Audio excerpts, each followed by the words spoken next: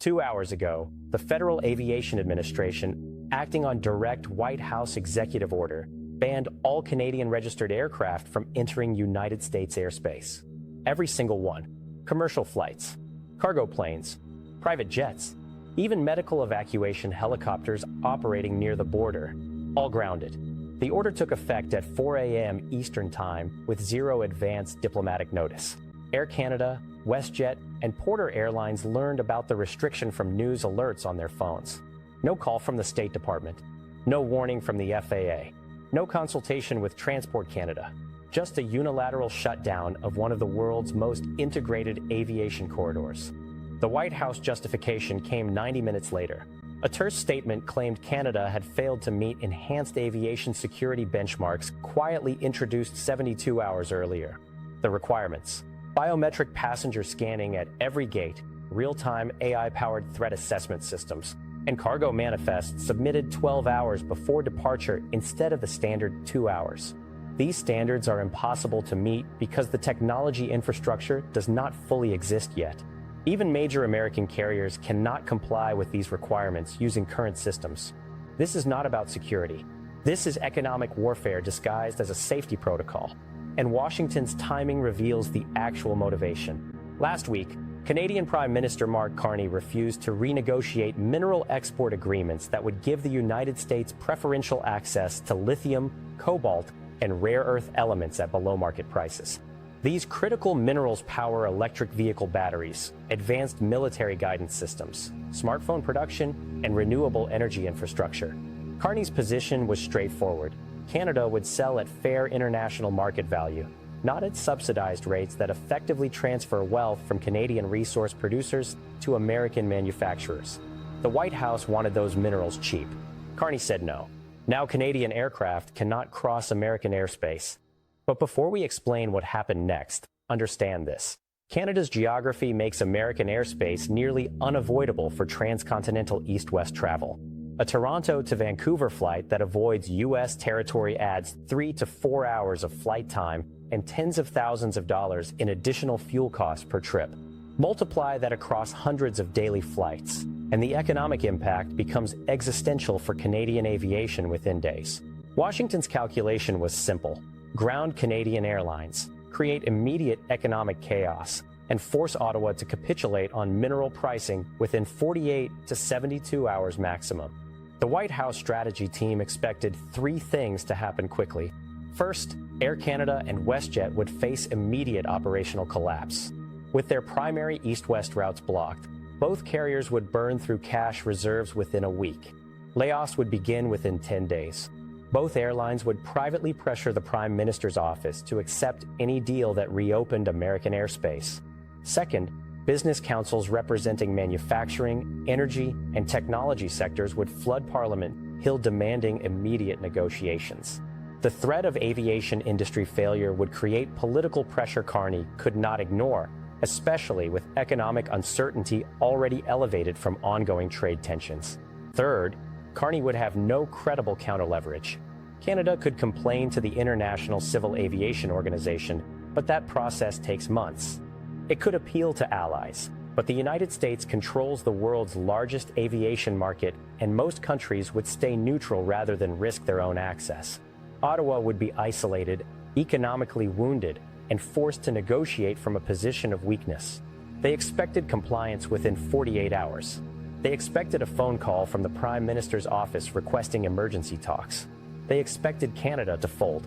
That assumption was wrong. Exactly 55 minutes after the ban took effect, Mark Carney appeared at the Canadian Space Agency headquarters in Longueuil, Quebec. Not Parliament Hill, not the Prime Minister's residence. The Space Agency. The location choice became clear within seconds. Standing at a podium with the CSA logo behind him and senior officials from National Defence, Transport Canada, and Innovation, Science, and Economic Development flanking him, Carney delivered a statement with no emotional inflection whatsoever. Calm, measured, strategic. The United States government has closed its airspace to Canadian civil aviation. That decision will have consequences. Those consequences will be felt across American military operations, commercial aviation networks, and technology infrastructure within the next 48 hours. Then he outlined 5 immediate countermeasures that made the airspace ban look like a miscalculation.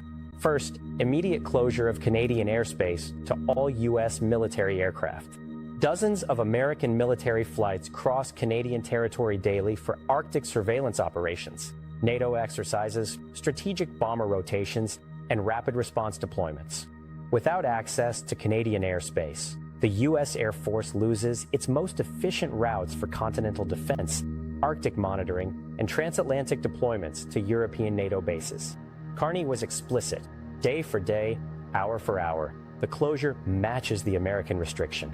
Second, suspension of all joint Arctic surveillance operations.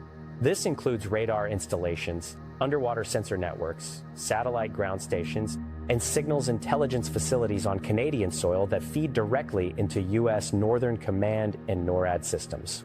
A senior Pentagon official, speaking anonymously to Reuters, acknowledged that replacing this surveillance infrastructure independently would require 18 months of construction and cost upwards of $6 billion, creating a critical gap in continental early warning capabilities.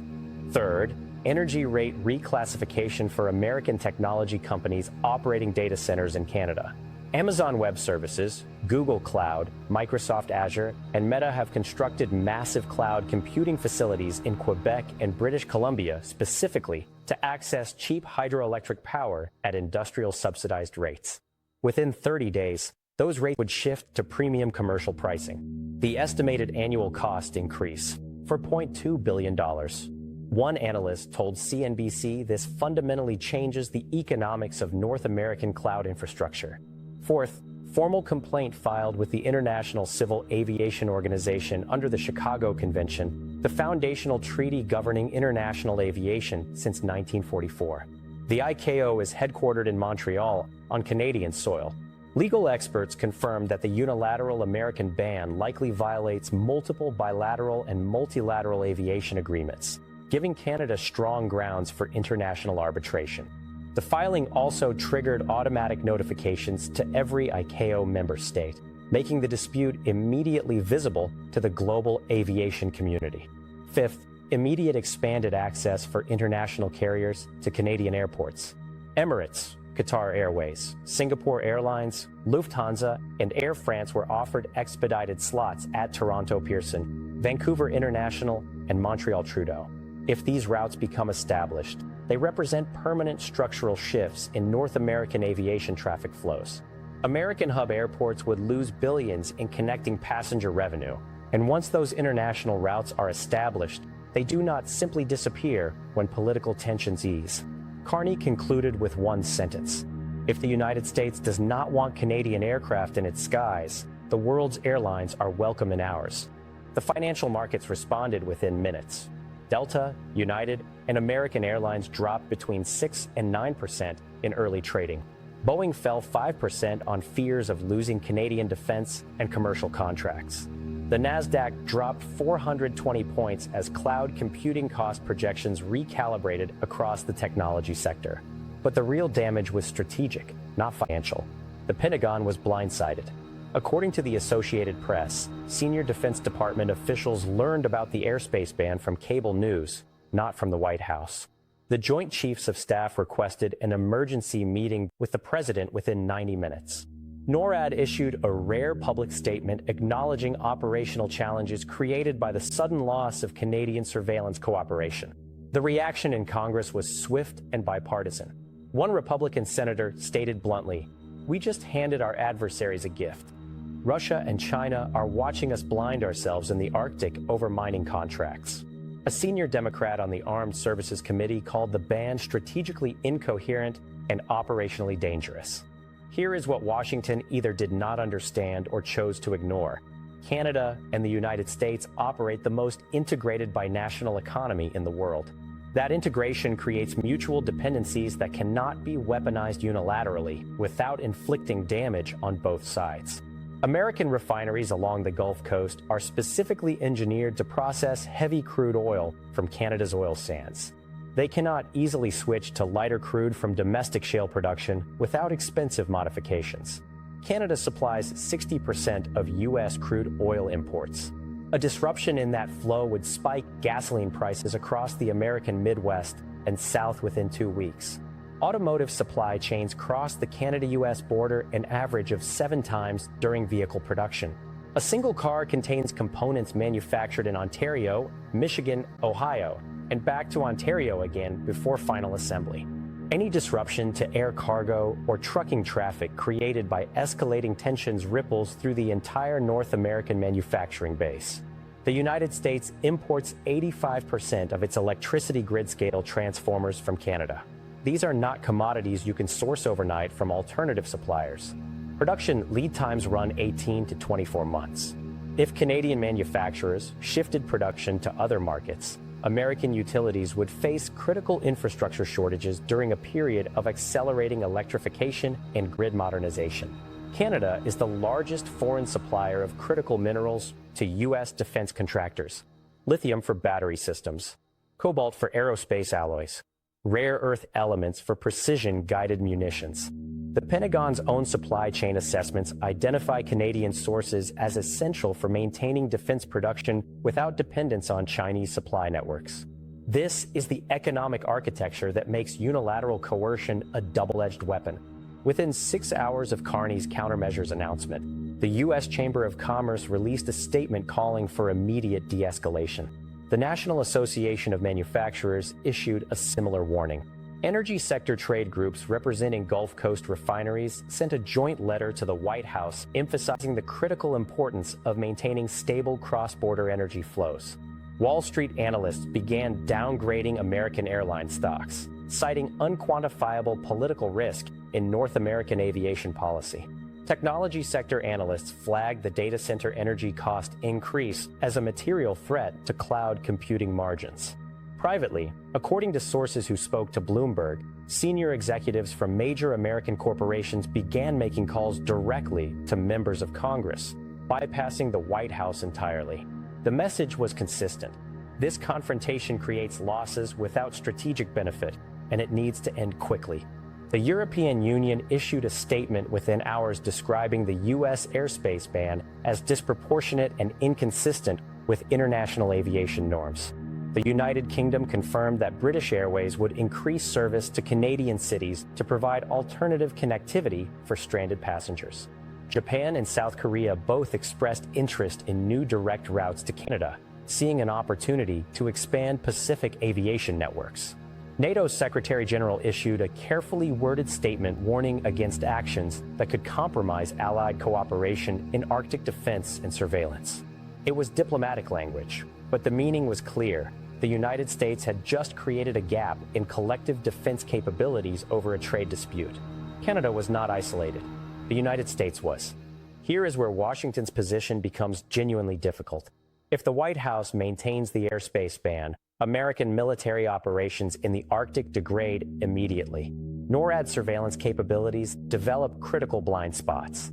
Technology companies face billions in unexpected cost increases. And Canadian airports establish permanent new international routes that structurally weaken American aviation hubs. If the White House lifts the ban without extracting concessions, it looks like a public capitulation. The administration that promised strength through economic coercion would be seen retreating from its own ultimatum within 72 hours. If the White House escalates further with additional trade restrictions or sanctions, Canada has already demonstrated it will respond proportionally across multiple sectors simultaneously. Each escalation cycle creates more economic damage, more business community opposition, and more allied concern about American reliability. There is no clean exit. Carney's response did more than match the American action. It reframed the entire confrontation. Instead of Canada being isolated and pressured, the United States found itself facing operational challenges, economic costs, and international criticism. And Carney made his negotiating position public and non-negotiable. Full rescission of the airspace ban, formal commitment to respect the Chicago Convention on International Aviation, and a 10-year bilateral framework preventing future unilateral closures of shared airspace. Those are not starting positions for negotiation. They are requirements for ending the crisis. This confrontation is not really about aviation. It is about whether economic integration can still be used as a weapon of coercion in the North American relationship, or whether both countries recognize that mutual dependence creates mutual vulnerability. For decades, Canada accepted asymmetry in the bilateral relationship because the United States was a reliable partner. When that reliability became uncertain, the strategic calculation changed. Canada began systematically reducing single-point dependencies, diversifying trade relationships, and building the capacity to impose costs when threatened. 2 hours ago, Washington thought it was grounding Canada. Instead, it triggered a strategic recalibration that will reshape North American economic and security relationships for a generation. The question now is whether the White House recognizes what just happened quickly enough to prevent this from escalating further. Because if this pattern continues, the damage will not be temporary. It will be structural, and Carney has made it very clear he is prepared for either outcome.